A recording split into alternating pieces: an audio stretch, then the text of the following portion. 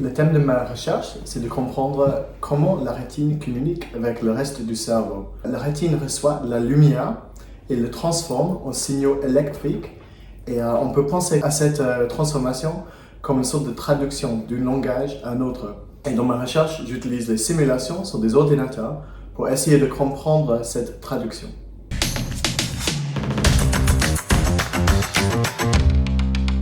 J'ai fait des études en physique. Et dans la physique, on utilise les outils de mathématiques pour comprendre les systèmes complexes tels que le mouvement des planètes ou le centre d'une étoile. À un moment donné, j'ai découvert qu'on peut utiliser les mêmes outils pour étudier le cerveau et ça m'a complètement fasciné. Comprendre le fonctionnement de notre perception du monde, c'est vraiment quelque chose qui va au fond de qui nous sommes.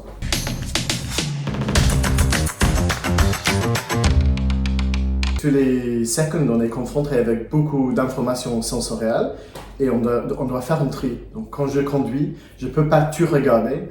Donc je sélectionne les choses qui sont importantes pour moi, comme les feux, les panneaux, les autres voitures. Ce qui est intéressant, c'est que cette sélection commence très tôt dans le cerveau, bien avant qu'on soit conscient, dans la rétine. J'aimerais, dans ma recherche, comprendre les principes qui expliquent comment et pourquoi la rétine sélectionne certaines informations qui sont importantes pour nous.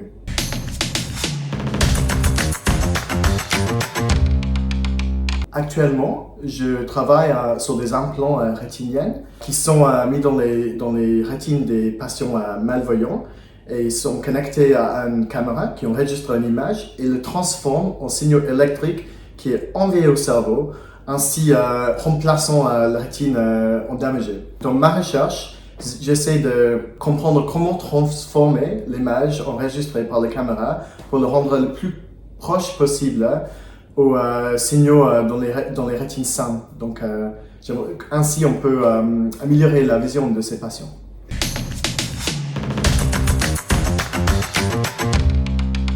Quand j'étais adolescent, je m'intéressais à beaucoup de choses, mais à un moment donné, j'ai lu les livres de Stephen Hawking sur les brèves histoires du temps. Là, il pose beaucoup de questions grandes comme l'origine de l'univers, la nature du temps. L'idée qu'on peut poser et résoudre des questions profondes comme ça en utilisant des méthodes objectives et scientifiques, ça m'a fasciné, ça m'avait fait vouloir devenir chercheur.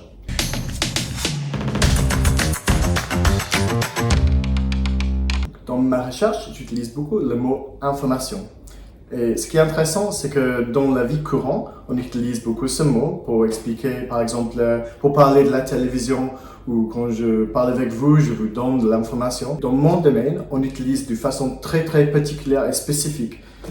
Pour donner un contexte, dans les années 50, un mathématicien américain, Claude Shannon, a voulu développer une théorie pour expliquer la communication à travers du radar ou le téléphone. Il a développé un moyen de préciser et quantifier l'information mathématiquement.